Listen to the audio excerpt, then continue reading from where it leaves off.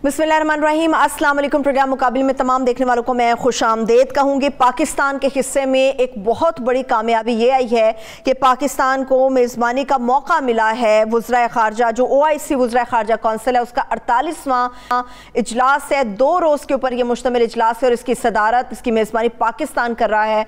ये बहुत बड़ी कामयाबी है कि 57 मुस्लिम ममालिक के वज़राए ख़ारजा, मुबस्सरीन और वफूद ने इसमें शिरकत की है। कितना इसकी इम्प्लिकेशंस के ऊपर बात करेंगे, इस कौंसिल की इसकी अहमियत के हवाले से हारून साहब का तज़किया लेंगे। मगर इसके साथ साथ एक तरफ OIC का इजलास हो रहा है मगर मुल्क के अंदर सियासी दर्जा हरारत पहले से कहीं ऊपर चला गया। इत्तेहादियों से मुलाकातें भी हो रही हैं और कुछ हुकूमती बयानात भी सामने आ रहे हैं, वादे भी हो रहे हैं और एक दूसरे को दिलासे भी दिए जा रहे हैं। इसके नताइज क्या होंगे और क्या बरामद हो सकता है? हुकूमत इसमें जीत जाएगी या फिर अपोजिशन का पलड़ा हमें यहाँ पर भारी नजर आ रहा है? इसके ऊपर भी हारून साहब से बात करेंगे। हारून साहब से में बड़ी तेजी के साथ तब्दीलियां आ रही हैं, मैं उसके ऊपर तो बात करूंगी, मगर पाकिस्तान के हिस्से में जो बहुत बढ़िया, ये मैं कहूँगी एजाज से कम नहीं है कि पाकिस्तान के हिस्से में मेज़बानी आई है OIC वज़राए ख़ारजा कौंसिल की। एक अहम नुक्ता यह है कि चीनी वज़ीर ख़ारजा को क्यों मदऊ किया गया है? तो मुस्लिम ममालिक की कौंसिल थी, उनका इजलास था, तो चीनी वज़ीर ख़ारजा का यहाँ पर क्या काम है? लेकिन सिर्फ चीनी वज़ीर ख़ारजा को मदऊ नहीं किया गया, उससे पहले कई और वाक़यात भी हुए। उस पे रूस की अमेरिका की हमायत नहीं की, रूस की मुखालफत नहीं की, उसके मसले पे जंग हो रही है जो। अच्छा, फिर जो बाइडेन के टेलीफोन नहीं सुना अमारात वालों ने भी और सऊदी अरब वालों ने भी, ये बड़े वाक़यात हुए। चीनी वज़ीर ख़ारजा एक अलामत है कि एक बदलती हुई दुनिया है। ये कॉन्फ्रेंस एक ऐसे मौके पे हो रही है जब दुनिया बदल रही है। जैसे कल मैंने कहा था, यक कुतबी नहीं रही, ये एक सुपर पावर की दुनिया नहीं रही है। एक जमाना वो था कि सीनियर बुश ने कहा था न्यू वर्ल्ड ऑर्डर, दुनिया का हम नया निजाम बनाएंगे, यानी खुदा ही बन गए थे ना। तो जब कोई खुदा बन जाता है तो फिर जैसे कुरान करीम में है कि हम किसी कौम को उस वक्त पकड़ते हैं जब उसे अपनी मईशत पर नाज हो जाता है। घुमंड तो था। तो चीनी वज़ीर ख़ारजा को बुलाया है, जब उन्होंने जो बाइडेन का फोन सुनने से इनकार किया, इसका तो तसव्वुर ही नहीं किया जा सकता था बैक वक्त 2 मुल्कों ने, और पुतिन से राब्ता किया। तो इसका मतलब है अब एक ज़हनी सहारा मौजूद है। अलावा इसके कि मुसलमान खुद अगर इकट्ठे हों तो फिर तो बहुत बड़ा मौजज़ा हो जाए, तारीखी तब्दीली रूनमा हो जाए, और यही मुस्लिम आवाम चाहते हैं। लेकिन हुक्मरान कमजोर हैं। ताकत तो एक नफ्सियाती चीज होती है, अगर आप ताकतवर महसूस करते हैं, कुर्बानी देने के लिए तैयार हैं, कुछ तवक्कल है, कुछ अपने आप पे एतमाद है, खतरा मोल लेने के लिए तैयार हैं, खतरात तो मोल लेने पड़ते हैं, तो आप ताकतवर हैं। और अगर आप दब गए, नफ्सियाती तौर पर कमजोर हैं, या आपको मफादात ने कमजोर कर दिया है, आप हिम्मत नहीं दिखा सकते, सहूलत पसंद है, तायुश पसंद है, जैसे हमारे अशराफिया है, हमारी मौजूदा पॉलिटिकल लीडरशिप है तकरीबन सारी, चंद एक के सिवा, तो बहुत ही कम मुस्तस्नियात हैं, तो फिर आप कमजोर पड़ जाते हैं। देखिए, एक MPA थे, ये मौका में नहीं है, लेकिन ये मैं इंस्पायर करने के लिए लोगों को बता रहा हूँ। एक मुश्ताक साहब गालबन करने में नाम जहन में नहीं आ रहा, जमात इस्लामी के एक MPA थे, वो सेनेट का एक इलेक्शन था, तो उन्होंने जो कहा, अप्रोच किया किसी ने कि पैसे ले लें और आपका वोट का तो पता ही नहीं चलेगा किसी को, एक वोट MPA का, पंजाब असेंबली का। उन्होंने कहा हाँ मैं पैसे लेने के लिए तैयार हूँ। वो बड़े खुश हुए, उन्होंने कहा एक छोटी सी शर्त है, वो बड़े खुश हुए, भैया इतनी आसानी से ही मान गया। उसने कहा मैं पैसे लेने के लिए तैयार हूँ, मगर मैं ऐसी जगह पैसे लूंगा जहां अल्लाह ना देख रहा हो। सही सही, बात खत्म हो गई। वो स्ट्रांग है ना कि भाई दौलत की मुझे क्या है, रिस्क तो अल्लाह ने मुकद्दर जो किया है, मैं हराम का रिस्क क्यों खाऊं। सही, तो ये नफ्सियाती तौर पे, और ये दुनिया बदल रही है। चीनी वजीर, चीन है, रूस है, और करेंसी जो है वो डॉलर की वो नोयत नहीं रहेगी, और मुमकिन है कि बिल्कुल यकसरी कभी न रहे, यानी इस वक्त भी डॉलर की वो वक़्त तो नहीं रहेगी। उन्होंने अरबों से क्या कहा कि तेल की पैदावार बढ़ा दें और कीमतें कम कर दें। कमाल है, आपके एक आदमी से कह रहे हैं कि अपना माली नुकसान करें हमारे मफादात के लिए। उन्होंने कहा क्यों करें, लेकिन ये है कि वो अभी बहुत तब्दीलियां होंगी। देखिए, जर्मनी अब कतर से गैस की बात कर रहा है, मुझे पता चला, तो कतर की बात जब बात कर रहा है, यानी आप मीडिया में आया, पता चला सिमराज को खुफिया तो नहीं है, महंगी पड़ेगी ना। तो यूरोप का उसका तो कोई 50% गैस का लगभग इन्हसार है रूस पे, तो वो क्या करेगा? बाकी यूरोप भी क्या करेगा? गैस महंगी होगी, यहाँ से पहले -140 पे जमाएंगे, फिर ले जाके फिर उसको गैस में तब्दील करेंगे जी। तो ये एक बड़ा तारीखी मौका। फिर इमरान खान ने जो बातें की हैं वो भी अहम है। बिल्कुल बिल्कुल, उस पे करते हैं बात इस्लामिक। ठीक है, लेकिन हारून साहब, जिस तरह से आपने बात की कि 57 मुस्लिम ममालिक हैं, इसमें आपने रशिया के हवाले से बात की, जिस तरह से मैंने चाइना की बात की, मुट्ठी अगर एक मुस्लिम ममालिक के मिलकर बन जाएं तो यकीनी तौर पे इनकी ताकत को तोड़ना नामुमकिन होगा, इनको खोलना नामुमकिन होगा। मगर क्या अगर ये एक नए ब्लॉक की तरफ चल रहे हैं तो उसमें चाइना और रशिया की मदद की भी मुतलाशी है कि उनकी मदद से ये ब्लॉक तश्कील दिया जाएगा? वो सिचुएशन फैसले किया करती है। हमेशा आपसे अर्ज करता हूँ कि सियासत में सिचुएशन की अहमियत है। जैसे किसी के मफादात होंगे, हालात जिस रुख पे बहेंगे, जिस तरफ सिचुएशन जाएगी, तो उसमें जिनके मफादात मुश्तरका होंगे वो इकट्ठे होंगे। जाहिर है अमेरिका की गलबे से तो अब दुनिया निजात चाहती है, इसलिए कि वो बिल्कुल फिरौन हो गया है और हर चीज में देखे ना, वो इमरान खान को फोन ही नहीं किया। भाई फोन करना क्या होता है? और कहा मैं अरबों से बात नहीं करना चाहता, मैं इनको पसंद नहीं करता। सही भाई वो तो बाहर लोग इख्तदार में आने के बाद बिल्कुल ही बदल जाते हैं। तो उन्होंने कहा नहीं, तो हमें भी पहले भी एक मोहम्मद बिन सलमान ने, प्रिंस मोहम्मद बिन सलमान ने बयान दिया था कि आप नहीं बात करना चाहते या आप हमें पसंद नहीं करते तो हमें भी आपकी कोई परवाह नहीं है। सही। दुनिया देखो जब बदलती है तो उसके मुताबिक बदलना पड़ता है। जो दरख्त अकड़े खड़े रहते हैं वो आंधी में गिर जाते हैं, जिन दरख्तों में लचक होती है वो जिंदा रहते हैं। सुपर पावर्स किस तरह तबाह होती हैं? हमें सब सुपर पावर का, हमारे सामने रूस कैसे तबाह हुआ, जाके अफगानिस्तान में फंस गया। बरतानिया कैसे गया, उसकी पॉलिसी में लचक नहीं रही। फ्रांस कैसे गया, बिगाड़ ले आखिरी कोशिश करके देख ली। इसके बाद वो गया मराकश और अलजदायर और सारी जगह, और उसने कहा मैं समझ गया हूँ आप हमारे साथ नहीं रहना चाहते। लचक की जरूरत होती है। वैसे बरतानिया ने अच्छा विड्रा किया निस्बतन, अमरीकी मुमकिन उतनी दानाई का मुजाहरा न कर रहे हैं क्योंकि घमंड अब भी है। उनका ख्याल ये है कि वो चीन को दबा लेंगे, उनको धमकियां दे रहे हैं। अंदाजा लगाए चीन को धमकियां दे रहे हैं कि आपको कीमत अदा करनी पड़ी। चीन क्या कीमत अदा करेगा? कीमत तो आप अदा करेंगे। सही। रूस के लिए मुश्किलात होंगी बहुत, उनसे गुजरना होगा, लेकिन रूसी बड़े सख्त जान है। ये तारीख में पहली बार नहीं है तो इस तरह के क्राइसिस का उन्होंने नेपोलियन का सामना किया, उन्होंने हिटलर का किया है। वो दी अजीम जंगें लड़े हैं, उन्होंने मुल्क का बड़ा हिस्सा खोया। वो जर्मनों से लड़ते रहे, वो तुर्कों से लड़ते रहे, वो बड़ी मुफ्तार से गुजरे। वो भी टफ हैं, चीनी उनसे भी ज्यादा टफ है। बिल्कुल, वो हालात का मुकाबला करने के लिए तैयार है। मुस्लिम ममालिक में अगर ये शऊर पैदा हो जाए, यहाँ तो बादशाहत मुसल्लत है ना, जहाँ सो कार्ड जमहूरियत है वहां भी एक तरह की बादशाहत है। ये शऊर जिस दिन आ गया ना और रसूलुल्लाह की उम्मत इकट्ठी होगी तो इससे बड़ी तो कोई ताकत पर रुए जमीन पर नहीं है। लेकिन वो इकट्ठा नफरत में नहीं करना, ठीक, इकट्ठा करना है मुस्बत मकासद के लिए, नेक मकासद, अच्छे मकासद के लिए, बनी नौ इंसान की भलाई के लिए। किसी को जेर करने और तंग करने और तकलीफ देने और दुनिया पे हुकूमत करने के लिए नहीं। इस्लाम की ये गरज नहीं है। इस्लाम की गरज है दुनिया को अल्लाह की तरफ बुलाया जाए, अल्लाह के रसूल की तरफ बुलाया जाए, सच्चाई की तरफ बुलाया जाए, खैर खाई। रसूलुल्लाह ने फरमाया दीन क्या है? खैर खाई है जी। लेकिन इकट्ठे हों तो ये इनके वसाइल हो, इनकी अफवाज बना सकते हैं। भाई ये मैंने यहाँ हूँ, मैं देख रहा हूँ कि 10-10 बिलियन डॉलर के, 2 बिलियन डॉलर के, 12 बिलियन डॉलर की बिल्डिंग है। ओ भैया पैसा तुमने साइंस टेक्नोलॉजी पे लगाया होता, आर्मी पे लगाया होता, रिसर्च पे लगाया होता, इंजीनियरिंग पे लगाया होता तो तुम्हारी नस्ल, मगर वो आजादी में होता है, वो पूरी आजादी हो, डिसिप्लिन भी हो जिसके साथ पूरा। ये उम्मत जब में शऊर जब पैदा होगा ये उठेगी एक दिन। ये तो अल्लाह के रसूल का वादा है, उनका फरमान है। उनकी सारी पेशीन गोइयां सच्ची हो गई, उनकी ईरान वाली पूरी हो गई, रोम वाली हो गई, तातारियों वाली, उनका तो नाम लेके कहा था ना। सही सही। ईरान रोम का तो नाम लिया था, तातारियों के बारे में कहा था ढालों के चेहरों वाले, उनसे मुशाबहत रखते हैं। उनको मेरी उम्मत शिकस्त दे, फिर कहा दज्जाल को शिकस्त देगी, तो दज्जाल यही है ना। सही, और ये भी कहा था कि उनमें से पहले जो लोग लड़ेंगे वो फासिक होंगे, वो हारेंगे, 1/3 मिल जाएंगे। जब मिले हुए हैं, अब दिल तो इस वक्त चाहता है उनका नाम भी ले लूं, लेकिन नाम नहीं लेता। और जो बाकी जो 1/3 हैं वो फिर उठकर खड़े होंगे और गलबा पाएंगे। सारी दुनिया की बातें गलत हो सकती हैं, रसूलुल्लाह सल्लल्लाहु अलैहि वसल्लम का फरमान तो लाजमन सही होना है। बिल्कुल बिल्कुल बिल्कुल ऐसा ही है।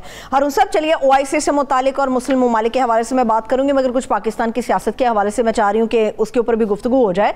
जब रिश्ता मांगा, रिश्ता तय हो गया, हाँ हो गई, तो बार बार मौलाना MQM से क्यों मिल रहे हैं? जरदारी साहब से भी कहा जा रहा है कि 24 घंटे में मुलाकात हो सकती है, तो क्या हाँ ना में बदलने वाली है?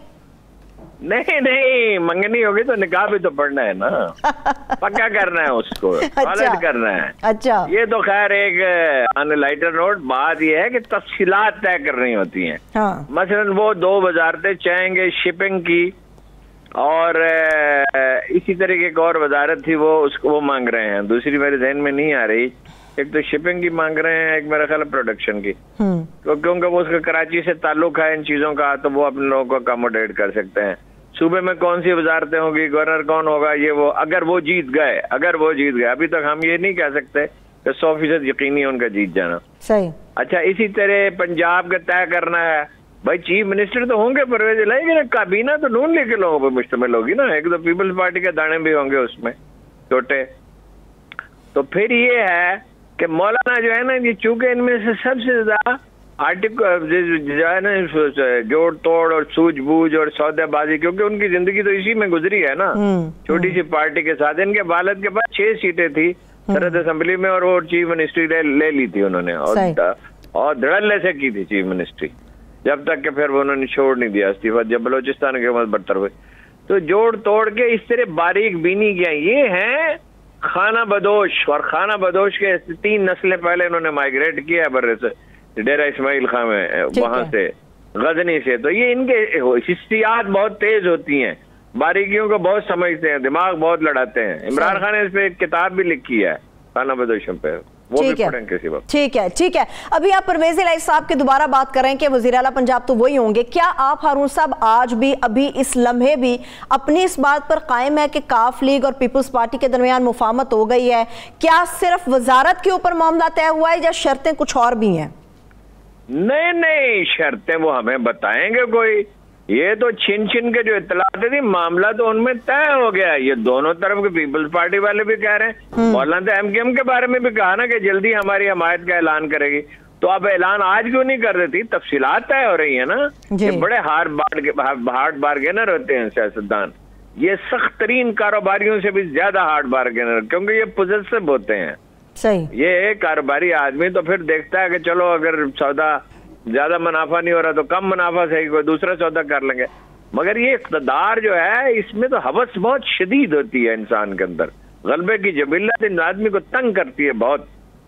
तो ये उनके साथ भी मामला तय होगा, चौधरी साहबान के साथ भी मामला तय होगा। अभी तो आजाद कश्मीर गिलगित बल्तिस्तान के बारे में पूछिएगा, उसका भी आपसे अर्ज करूंगा। तो ये तफसीलात पंजाब की तय होंगी, पख्तूनख्वा में भी इनकी कोशिश होगी उल्टा दें, आजाद कश्मीर में भी, गिलगित बल्तिस्तान में, बलोचिस्तान वालों के साथ मामला तय करेंगे। फिर ये इस अरसे में एक बड़ी कोशिश करेंगे कि एट ईज रखें इस्टेब्लिशमेंट को, उनको कहें कि बार बार मैसेज जो आप कहेंगे करेंगे।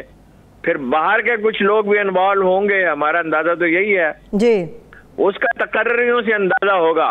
मसलन जिन अखबार में से कुछ हैं जिनके इंटरनेशनल इस्टेब्लिशमेंट से, बरतानिया, अमेरिका से, भारत से ताल्लुकात हैं, सही, ठीक तो वो देखेंगे कि उनको कोई दिए जाते हैं नहीं दिए जाते, ठीक है। देखेंगे जिन ग्रुपों ने हमारे लिए, मीडिया ग्रुप्स ने, उनको क्या ऑब्लाइज करेंगे, ठीक है, मीडिया पॉलिसी बनेगी, किसको क्या होता मिलता है, कौन कौन अकोमोडेट होगा, कई बहुत सारी चीजें तय होंगी। ठीक है। एक और भी बड़ी अहम खबर है जिसकी कुछ डिटेल सामने आई है, उस खबर से मुतालिक आप क्या कंफर्म कर रहे हैं हारून साहब? एक छोटी सी ब्रेक से वापस इसके ऊपर आपसे बात करूंगी, हमारे साथ रहिएगा। एक छोटी सी ब्रेक से वापस आके यहीं से कंटिन्यू करेंगे, हमारे साथ रहिएगा। ब्रेक के बाद एक बार फिर से प्रोग्राम में हम आपको खुशामदीद कहेंगे। हारून साहब, ब्रेक पर जाने से पहले खबर के हवाले से मैंने बात की थी, एक खबर मुनहरे फराकीन में से एक नाम आ रहा है अहमद हुसैन डेहड़ साहब का, उनके मौक़िफ़ की तो मैं बात करूंगी, मगर खबर यह है कि PTI का टिकट आपने उन्हें दिलाया था, एक अखबार ये दावा कर रहा है। नहीं, मैंने नहीं दिलाया था, मेरे पास वो तशरीफ लाए थे, उन्हें कुछ और लोगों ने उनकी मदद की थी, थोड़ी सी मैंने भी की थी। तो वो खैर इसकी क्या अहमियत है, असल में वो अब उन्होंने तो मौका बदल लिया है। वो तो लगता है कि सिर्फ नाराज थे और खानदान ने भी वैसे उन पर दबाव डाला, खानदान उनका अच्छा है, मुअज़्ज़ज़ लोग हैं, उनके खानदान में बात बहुत, तो उनसे कहा भी ना करें। उन्होंने कहा मैं तो सिर्फ नाराज था, मैं वोट डालने के लिए नहीं जाऊंगा, मैं इमरान खान का साथ दूंगा।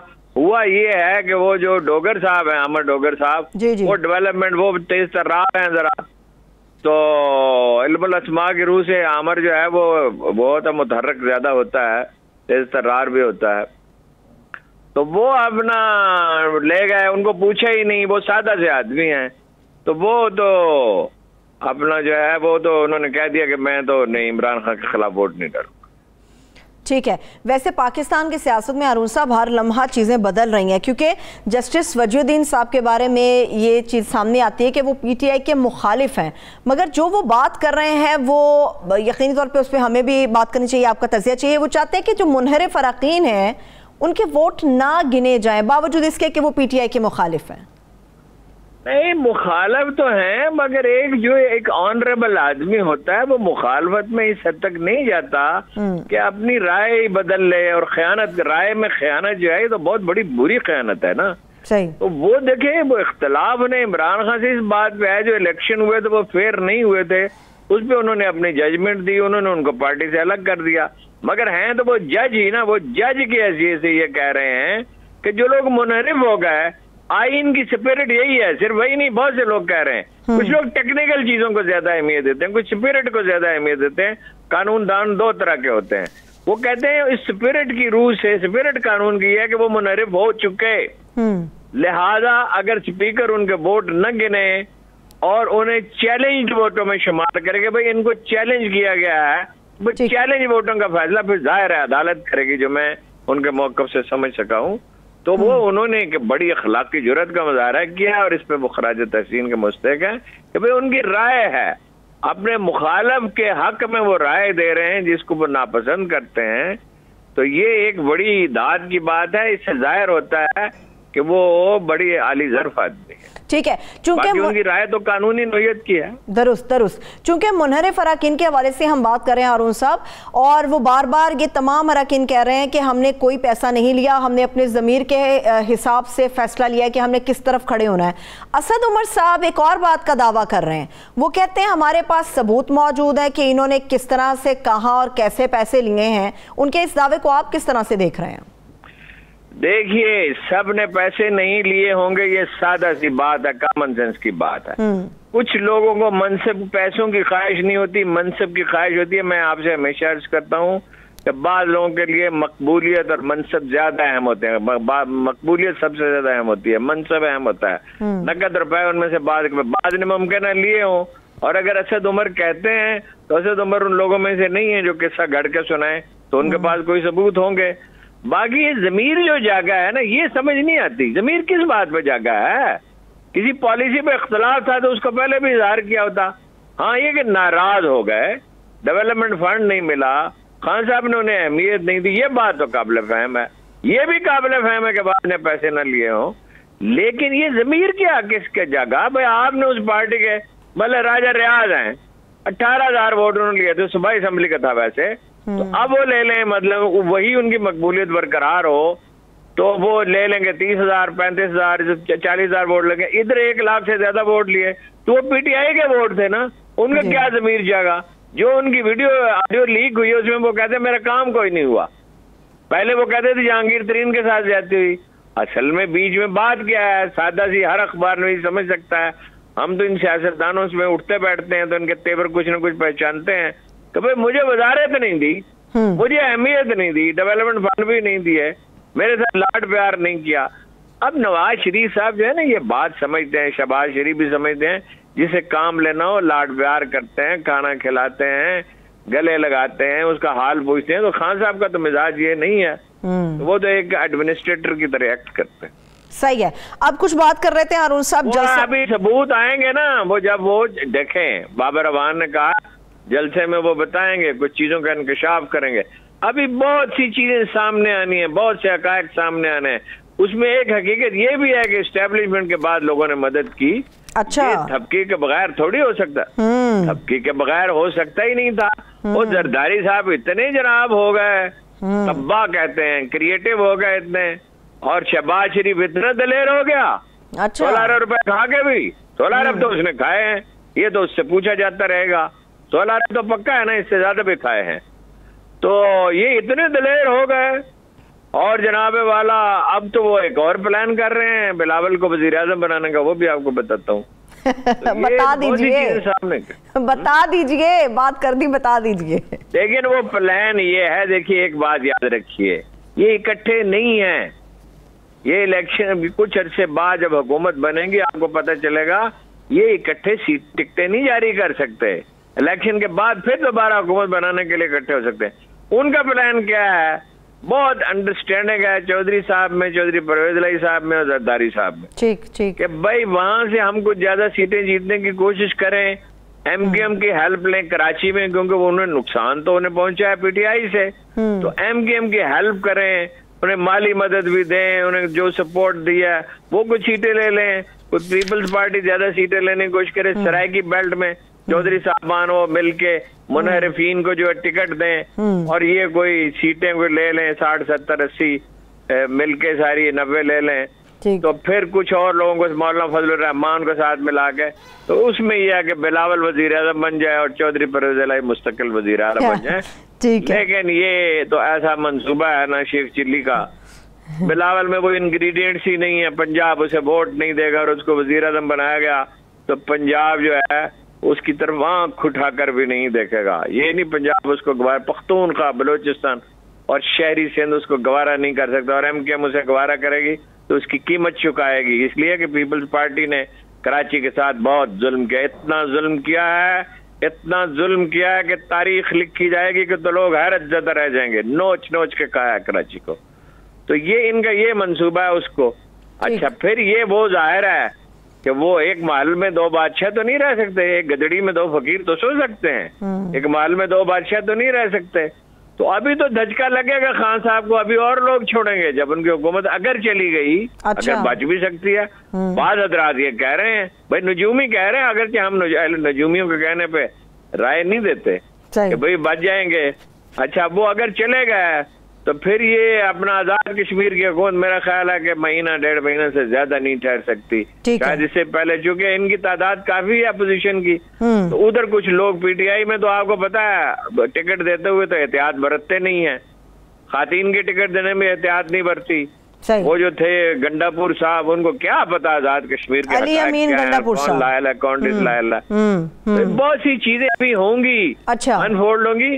मेरा ख्याल ये है कि फाइनली फिर इलेक्शन की तरफ ही जाएंगे, और इस पे खबर आपको ये दे रहा हूँ तो खुफिया मुज़ाकरात हो रहे हैं। अच्छा, बहुत बढ़िया आपने खबर दे दी है। मेरे पास सिर्फ 1 मिनट है हारून साहब, और 3 अहम सवाल आएगा ना। आखिरी 1 मिनट है, 3 सवाल है, फिर मुझे ब्रेक पर फौरी तौर पे जाना होगा। हारून साहब जल्दी जल्दी, आपने खवातीन की बात की है, ये ज्यादती होगी अगर मैं मरियम साहबा की बात ना करूं। वो बीमार है, उन्होंने बहुत बड़ा जलसा करना था, करोड़ों रुपया उसके ऊपर खर्च हुआ, मगर वो शदीद बीमार है, उसके हवाले से जरूर बात करें। मेरी इत्तला के मुताबिक कोई ने बुखार नहीं था, इस खानदान में ये रवायत है। अच्छा, बिला तकल्लुफ गलत बयानी करते हैं, तेज बुखार अचानक हो गया, वो शहबाज शरीफ नहीं चाहते। अंदाजा ये है, इन्फॉर्मेशन भी थोड़ी बहुत है कि वो नहीं चाहते कि वो नुमाया हो और वो जो है कोई ऐसी बात कह दें जिससे प्रॉब्लम पैदा हो, क्योंकि उनको टेम्पटेशन होती है एस्टेब्लिशमेंट के खिलाफ बात करने की। वो खुद को उनको बहादुर साबित करने का जुनून है, जो कि वो बिल्कुल नहीं है। ठीक है, ठीक है, चलिए एक ब्रेक की तरफ बढ़ना है मुझे हारून साहब, फौरी तौर पे एक छोटी सी ब्रेक लेते हैं, ब्रेक से वापस ओआईसी के हवाले से भी अपनी गुफ्तगू को कंटिन्यू करेंगे, हमारे साथ रहिएगा। ब्रेक के बाद एक बार फिर से प्रोग्राम में हम आपको खुशामदीद कहेंगे। पाकिस्तान की मेज़बानी में इस वक्त 2 रोज़ा ओआईसी वज़राए ख़ारजा कौंसिल का 48वां इजलास जारी है, और इस इजलास से मुतालिक बात करने के लिए इस वक्त सीनियर तज्ज़ियाकार जनरल रिटायर्ड एजाज अवान साहब हमारे साथ मौजूद हैं। सर, आपके कीमती वक्त के लिए बेहद शुक्रिया। एजाज अवान साहब, मुझे ये बताएगा, पाकिस्तान को ओआईसी वज़राए ख़ारजा कौंसिल की मेज़बानी मिलना कितना आप समझते हैं कि कितनी बड़ी कामयाबी है पाकिस्तान के लिए इसकी सदारत मिल जाना?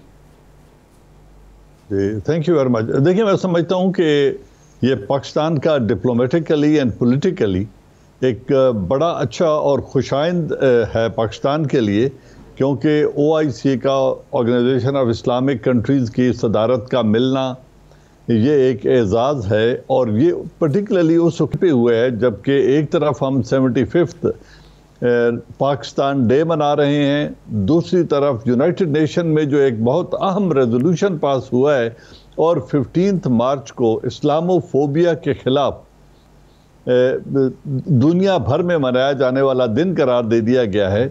और ये जो इसका आगाज़ था या इसकी जो तहरीक थी वो शुरू की थी प्राइम मिनिस्टर ऑफ पाकिस्तान ने, और इन्होंने इंटरनेशनल फोरम पे इसको उठाया था। तो इन तीन एतबार से अगर आप देखें, और फिर जिन मसाइल से इस वक्त मुस्लिम उम्मा दो चार है, इन एनवायरमेंट में सदारत मिलना एक बहुत बड़ी, मैं समझता हूँ, डिप्लोमेटिक कामयाबी है, एक लैंडमार्क अचीवमेंट। सही है, सही है। लेकिन ठीक है, लेकिन एजाज अमान साहब, आपने जो बात की बिल्कुल दुरुस्त बात है। जो थीम है इस वज़रा ख़ारजा कौंसिल के हवाले से वो है इत्तेहाद है, इंसाफ है और तरक्की के लिए शराकत दारी है।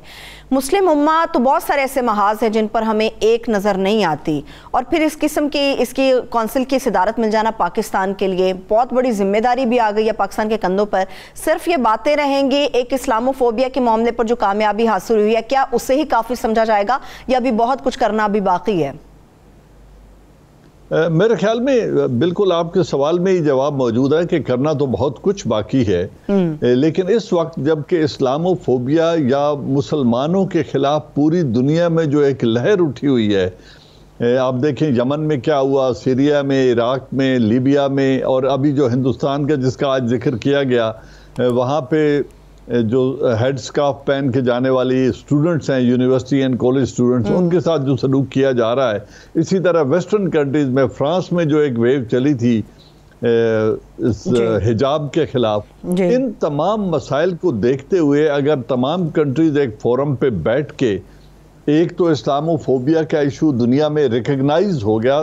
कोई भी इशू जब एक दफ़ा रिकग्नाइज हो जाए तो उसका हल ढूंढना आसान हो जाता है। फिर इसका भी इस फोरम पे जिक्र किया गया कि यमन में जो कुछ हो रहा है, जो कुछ बाकी मुस्लिम ममालिक में हुआ, जो कुछ अफगानिस्तान में हो रहा है, जो कुछ कश्मीर में हो रहा है, इस पर हमें बहैसियत उम्मा आवाज़ उठानी है। और प्राइम मिनिस्टर ऑफ पाकिस्तान ने अपने एड्रेस में जो एम्फसाइज किया जिस बात को, कि चाहे वो कैरिकेचर्स हों हुजूर अकरम सल्लल्लाहु अलैहि वसल्लम की शान के खिलाफ, या ओवरऑल इस्लामोफोबिया हो, या जो न्यूजीलैंड की मस्जिद में जो जिक्र किया गया, और 15 मार्च के हवाले से ही इस दिन को जब चुना गया, तो मैं समझता हूँ एक इशू एड्रेस हो गया, जिसे हम कहते हैं ना, उसको बोर्ड पे ला दिया गया, रेडार पे आ गया एक इशू। तो फिर इन मसाइल के हल के लिए जब ये मजीद इजलास होंगे, मजीद मुल्क इकट्ठे मिल बैठेंगे, तो शायद हम बहुत बेहतरी की तरफ बढ़ना शुरू हो जाएंगे, अगरचे करने को बहुत कुछ बाकी है। ठीक है, ठीक है। लेकिन एजाज अमान साहब, OIC के हवाले से ये आम तासुर पाया जाता था कि पूरे मुसलमान, पूरी दुनिया के मुसलमान की नुमाइंदगी करने के लिए लीडर इसके अंदर मौजूद है, मगर उसके बावजूद आपने जिस तरह से इराक के हवाले से बात की, आपने यमन के हवाले से बात की, अफगानिस्तान के हवाले से भी कौंसिल के अंदर बात हुई, कश्मीर के हवाले से बात हुई, फ़लस्तीन के हवाले से बात हुई। मुस्लिम उम्मा जो अपना रोल प्ले कर सकती थी वो नहीं कर पाई। क्या हमें अब की बार भी मज़ीद संजीदगी से इस मामले को लेकर आगे बढ़ना होगा, या बातें सिर्फ खिताबों तक बाकी रह जाएंगी? देखिए, उसूलन तो ऐसा ही होना चाहिए कि तमाम मुस्लिम ममालिक मिलके बैठे हैं, और जिस तरह यूनाइटेड नेशन एक फोरम है, या जिस तरह नेटो डिफेंस रिलेटेड एक फोरम है वेस्ट का, अगर हम इसको अपना एक उस मुस्लिम कंट्रीज का एक फोरम जो ऑलरेडी वजूद में आ चुका है, अगर यहाँ से ऐसे रेजोल्यूशन पास हों, तो फिर इन जो ममालिक हैं 56 के करीब पाकिस्तान मुस्लिम ममालिक, ये हाइड्रोकार्बन के हिसाब से, मईशत के हिसाब से, बाकी कंट्रीज को रोजगार देने के हिसाब से इनका बहुत बड़ा इन्फ्लुएंस है दुनिया की पॉलिटिक्स में। हो सकता है मजीद अगर ये मुत्तहिद होकर आगे बढ़ें, और इस प्लेटफॉर्म पे अगर ऐसे रेजोल्यूशंस पास हो जाएं, जिस तरह इराक पर हमला आवर हुए थे वेस्टर्न कंट्रीज, अमेरिका ने उन्हें लीड किया, फिर जिस तरह सीरिया में होता रहा, या जो आज यमन में हो रहा है, अगर इनको डोमेस्टिकली, डोमेस्टिक मैं उस सेंस में कह रहा हूं कि OIC के प्लेटफॉर्म पर इनका हल तलाश किया जाए, तो शायद हम इंसानियत की भी बेहतर खिदमत कर सकेंगे, और मुस्लिम उम्मा के जो ममालिक हैं उनमें अमन कायम करने में बड़ा अहम किरदार अदा कर सकते हैं। अगरचे डिफरेंसेस बहुत बड़े हैं, लेकिन ऐसे डिफरेंसेस नहीं है जिनका हल तलाश नहीं किया जा सकता। ठीक है एजाज जमान साहब, बहुत सारे साल गुजर गए जब OIC के हवाले से कहा जा रहा था कि वो इस कदर फाल नहीं हुई जिस कदर उसे होना चाहिए। आपने बिल्कुल आगाज़ पर इमरान खान साहब की तारीफ भी की कि इमरान खान साहब वो वाहिद लीडर थे जिन्होंने इस्लामोफोबिया के हवाले से पूरी तहरीक उठाई और उसके हवाले से करारदाद मंजूर हुई। 15 मार्च का एक दिन था जो कि मुख्तस कर दिया गया इस्लामोफोबिया के अगेंस्ट, जिसको सेलिब्रेट किया जाएगा। आप समझते कि इमरान खान साहब की क़यादत के अंदर OIC को फाल मज़ीद किया जाएगा? देखिए, किसी भी एक दो स्पीचेस मुझे याद हैं जब जनरल ज़ियाउल हक ने बड़ी धुआंधार स्पीच की थी और बड़ी मोटिवेटिंग स्पीच थी, उसमें हदीस और कुरान के हवाले भी दिए गए थे और उन आयात को भी पढ़ के उन्होंने जिक्र किया था कि आप आपस में तफरका ख़त्म करो और अल्लाह की रस्सी को मजबूती से थाम लो। अगरचे ये नया कोई सबक नहीं है, ना हम अरबिक टीचिंग में अरब्स को कुछ पढ़ा सकते हैं, कोशिश की जाती है, कोशिश जारी रहनी चाहिए। और जो इस वक्त पाकिस्तान का एक स्ट्रेचर है इस्लामिक ममालिक में, एक तो आबादी के लिहाज से दूसरा बड़ा मुल्क है, स्ट्रेटेजिकली इस तरह लोकेटेड है और एक न्यूक्लियर पार है, टेक्नोलॉजिकली बहुत सारे इस्लामी ममालिक में इसकी एक नुमाया पोजीशन है, तुर्की और पाकिस्तान की। तो अगर ये मुल्क मिल बैठे और मलेशिया जिस तरह भी नई लीडरशिप उभर रही है, मैं इसलिए ज्यादा अब तवक्को इस अदारे से, इस ऑर्गेनाइजेशन से इसलिए वाबस्ता कर रहा हूं कि मोहम्मद बिन सलमान की क़यादत जो एक रेवोल्यूशनरी क़यादत है सऊदी अरेबिया की सरजमीन पे, पाकिस्तान है, उधर प्रेसिडेंट अर्दोआन है टर्की के, और यंग क़यादत जो एमिरेट्स की, अरब एमिरेट्स की, ये मिलकर जब चाहें तो मेरे ख्याल में मुस्लिम उम्मा को एक नई डायरेक्शन दे सकते हैं और इत्तेहाद के लिए बहुत कुछ किया जा सकता है। तो इसलिए I am pinning my hope कि शायद हमें कुछ बेहतरी देखने को मिल जाए इंशाअल्लाह। मगर जो डायरेक्शन हमें चाहिए एजाज जमान साहब, उसके हवाले से ये कुरैशी साहब को भी मैं सुन रही थी, उनका ये कहना था कि बैरूनी मुदाखलत है जिसकी वजह से हम लोग कमज़ोर हैं। हम लोग अपनी डायरेक्शंस को तो तब बेहतर कर सकते हैं या दुरुस्त कर सकते हैं कि जब हमारे अंदर से बैरूनी मुदाखलत ख़त्म हो जाएगी, हम एक हो जाएंगे। उस बैरूनी मुदाखलत को किस तरह से ख़त्म किया जा सकता है?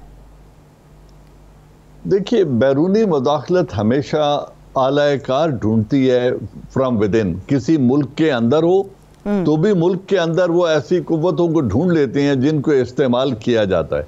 और इसी तरह मुस्लिम ममालिक के अंदर अगर उम्मा की हैसियत से देखा जाए तो जो उनके बाहमी इख्तलाफात हैं, जिस तरह अभी हम देख रहे हैं Iran, Yemen, Iraq, Saudi Arabia, Syria, इनके जो बाहमी इख्तलाफात हैं उनके अंदर बैरूनी कुव्वतें घुस जाती हैं और फिर उनको एक्सप्लॉइट करते हुए वो इस खलीज को मजीद बढ़ा देते हैं।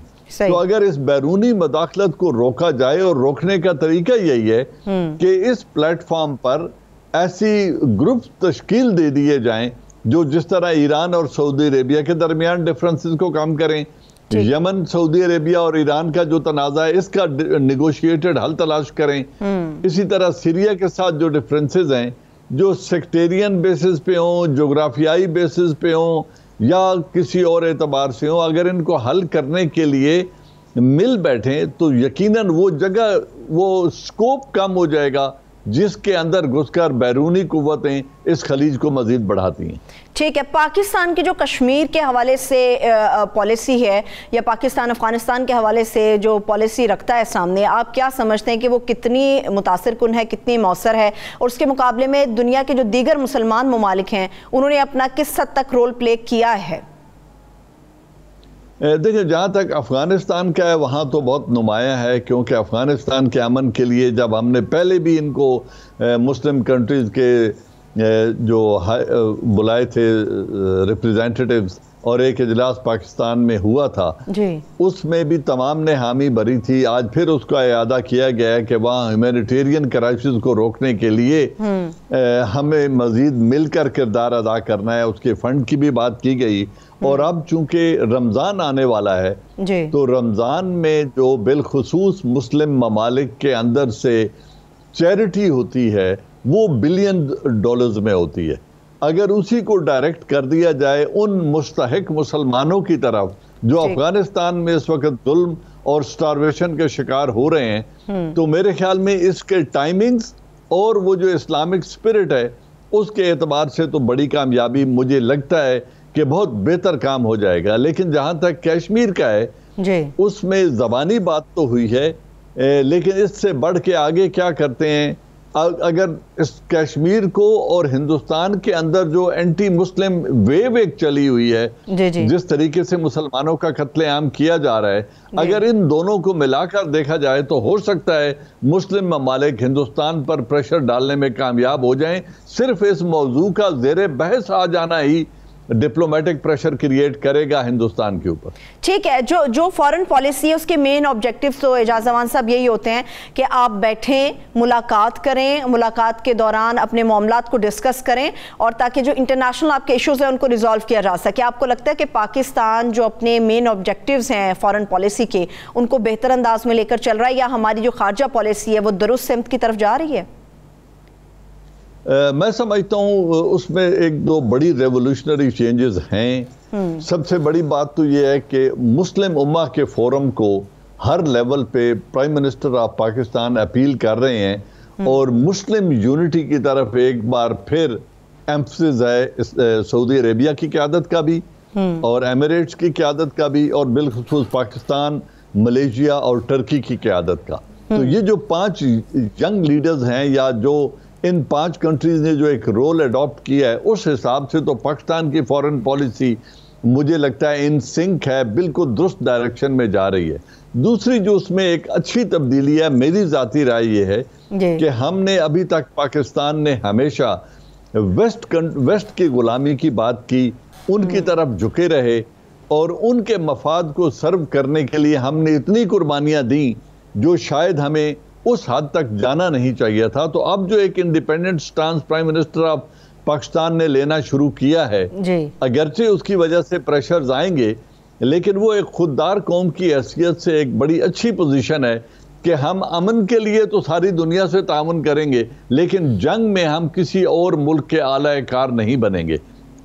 तो ये एक ऐसी मैं समझता हूँ पॉलिसी है जो एक तरफ कौम को खुददार बनाएगी, दूसरी तरफ हम उससे अपने मुल्क के मफाद को बेहतर सर्व कर सकते हैं। उन्होंने कल जलसे में बात की थी हिंदुस्तान की फॉरेन पॉलिसी की, मैं समझता हूँ उन्होंने बड़ा दुरुस्त उसकी एग्जाम्पल दी। देखिए हिंदुस्तान एक हमारे साथ का एशियन मुल्क है, लेकिन उसके स्ट्रेटेजिक मुआहदे हैं अमेरिका के साथ, स्ट्रेटेजिक आर्म्स की डील है जो S-400 वाला वो खरीद रहा है रशिया से, 125 बिलियन डॉलर्स की तजारत कर रहा है वो चाइना से, टेक्नोलॉजी इंपोर्ट कर रहा है इजराइल से, यहूदियों से, और सबसे बड़ी इन्वेस्टमेंट उसके मुल्क में कर रहे हैं इस्लामिक ममालिक।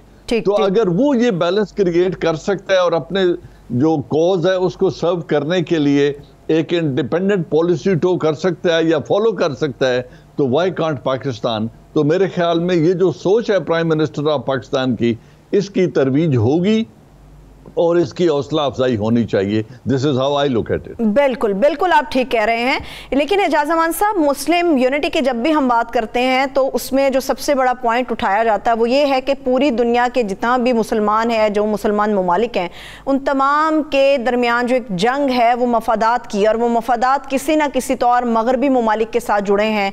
इसराइल का मामला हमारे सामने है कि इसराइल के साथ कई मफादात के मामले में मुस्लिम ममालिक ने हाथ मिला लिया, पाकिस्तान के ऊपर भी प्रेशर बिल्ड किया जाता रहा। तो ऐसे में मुस्लिम यूनिटी कैसे मुमकिन है जबकि एक सर्वाइवल की जंग चल रही हो?